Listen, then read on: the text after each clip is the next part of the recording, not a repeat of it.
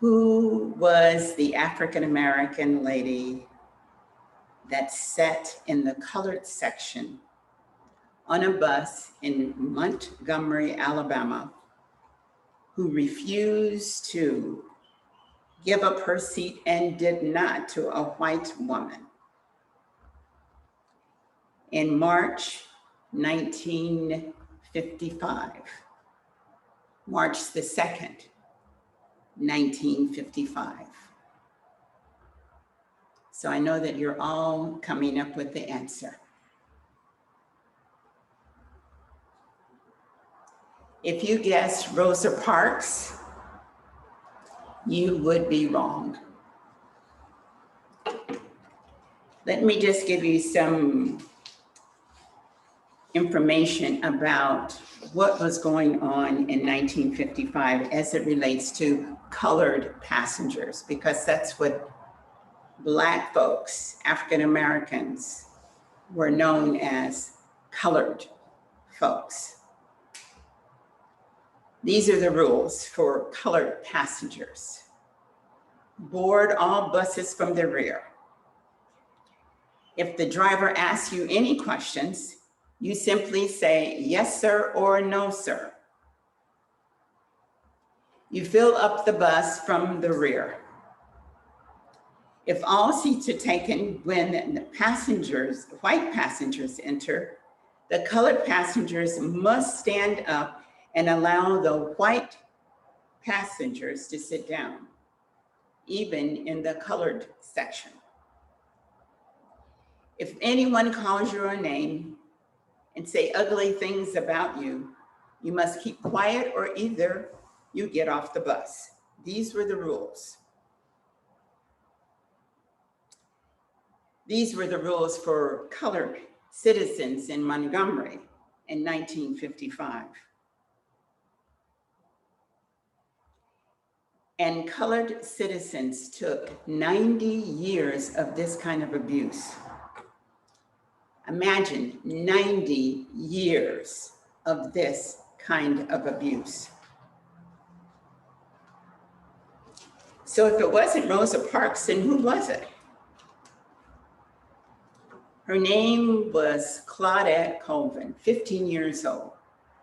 She was returning from a segregated high school, Booker T. Washington, and she had just written a paper that day and turned it in to her teacher about African Americans and what the systems have prohibited them from enjoying.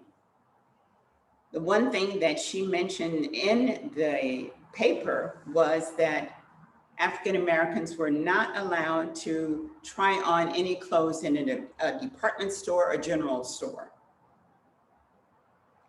And if you needed shoes, what your parents would have to do is put your foot down on a brown paper bag and trace around your foot, and then take that to the clerk in the department store, and they would decide on what size shoe that you needed.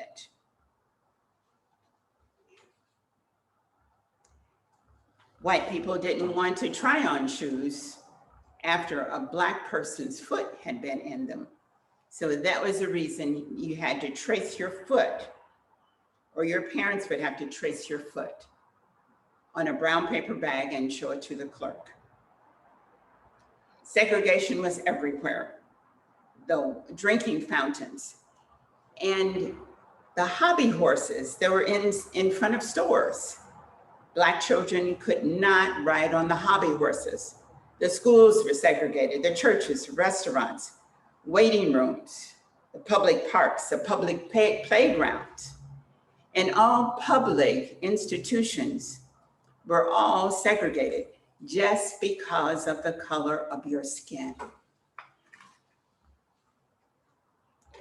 During the journey home from school, the bus got crowded, and there was only one person, one white woman that was standing. So Claudette and her three friends were in the colored section. So there was 2 seats on one side of the aisle and 2 on the other side of the aisle. So the bus driver said for them to get up and let the white woman sit down.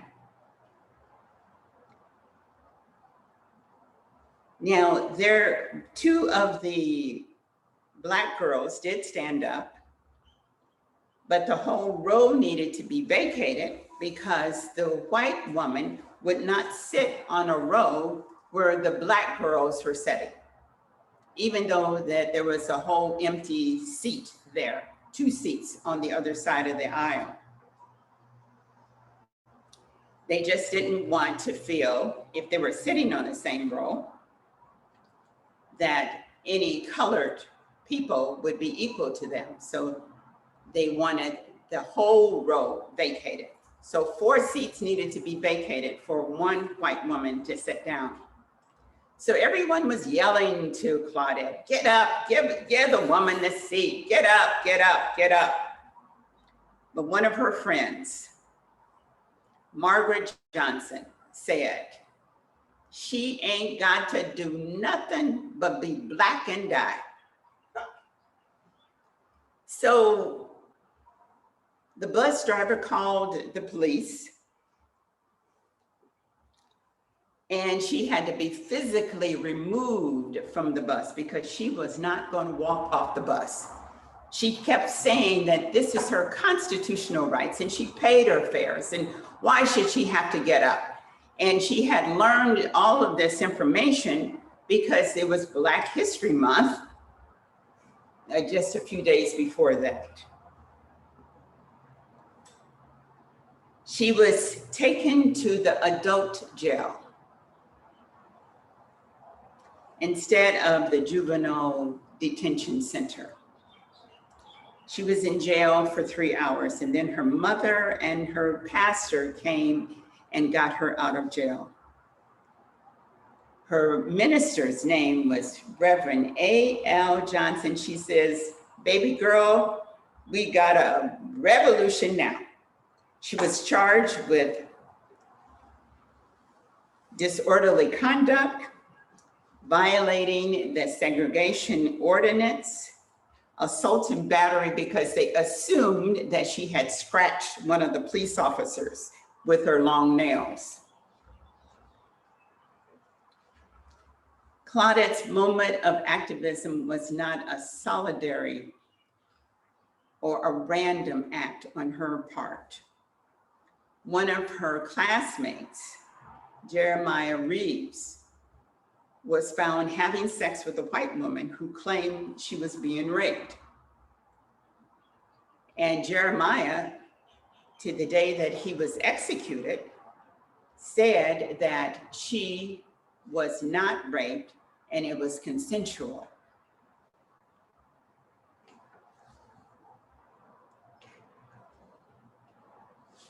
So Claudette, in years past, she would always be asked,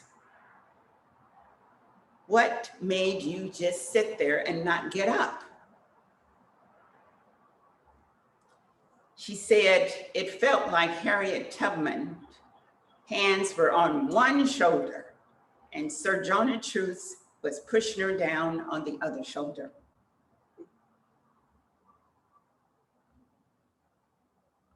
I felt these women because her teacher, Mrs. Leslie, had talked about Black history all the month of February. And in 1955, it was actually only 1 month of Black History or Negro History Week. But since she went to a segregated school, they knew that she was not getting any kind of history about African Americans. So they took the whole month to give information to their students.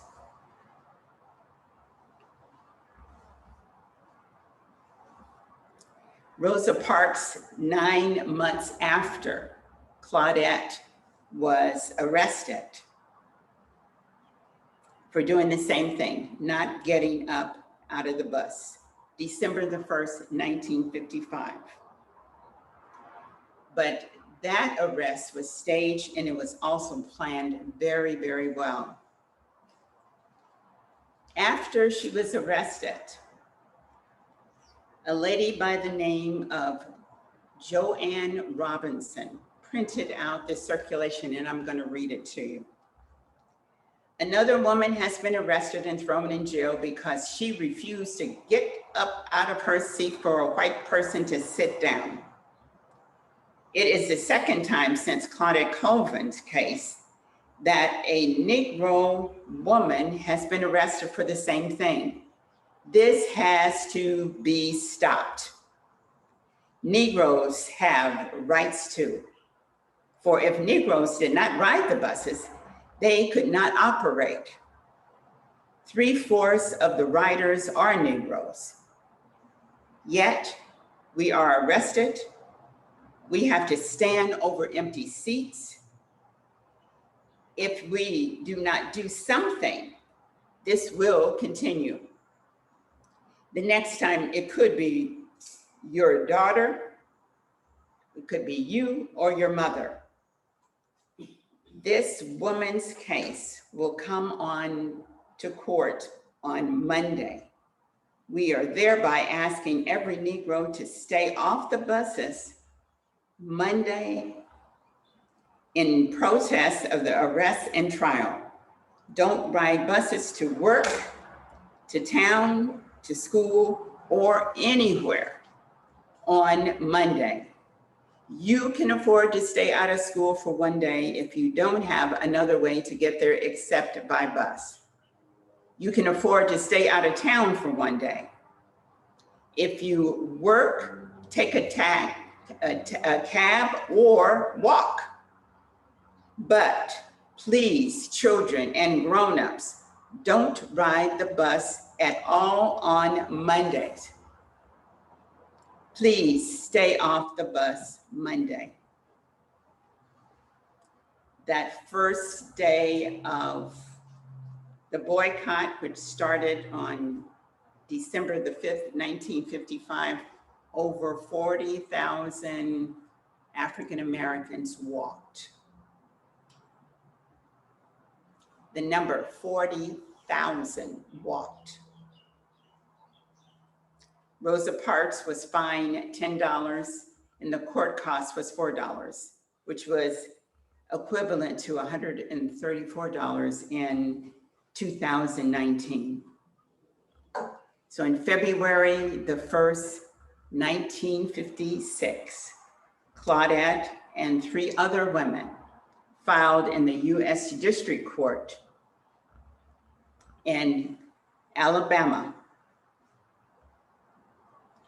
And on the same year, June the 13th, 1956, it was unconstitutional for there to be segregation. They went even higher. These 4 ladies went to the Supreme Court. They filed December the 17th, 1956. And the ruling was December the 20th, 1956, that it was unconstitutionally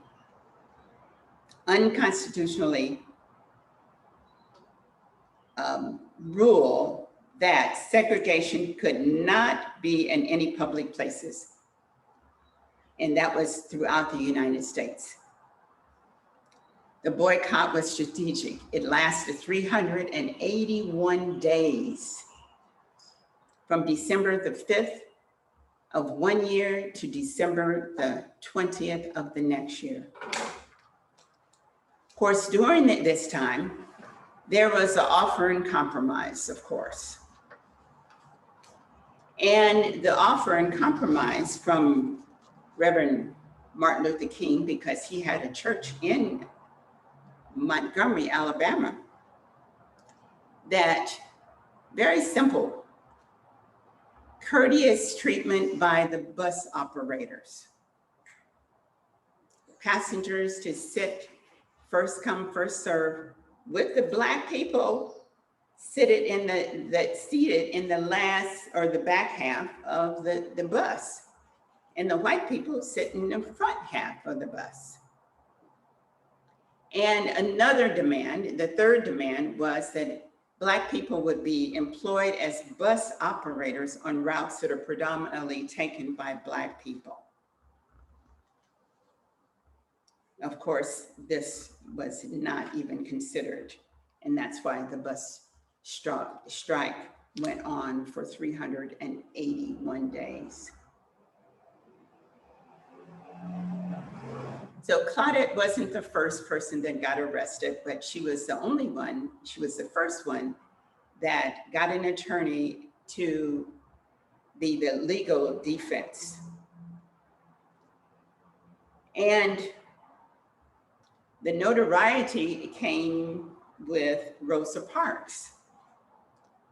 Some people want to know what is the reason that Claudette Colvin wasn't the spokesperson or the face in front of the movement instead of Rosa Parks. Claudette had stopped straightening her hair. So people thought that she was real crazy. She was dark skinned, so there was the colorism that came in. She was 15 years old. She lived in the poorer part of Montgomery. And even now, there is this kind of feelings about colors of skin. If you're white, you're right. If you're yellow, you're mellow. If you're brown, stick around.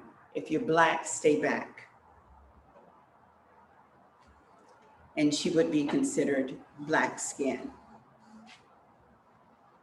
Claudette gave birth to a son in March 1956, and his skin was noticeably white or light skin. And it was assumed that a prominent white male in Montgomery community who sympathized with blacks was the father. Later on, he admitted that he was the father of the child, but nobody believed him. Claudette left for New York in 1958 because she was having such a difficult time being there. And many of her friends, they didn't want to hang out with her because they felt that she was a troublemaker and she had started all of this confusion. And then Rosa Parks actually left as well. She moved to Detroit with her husband.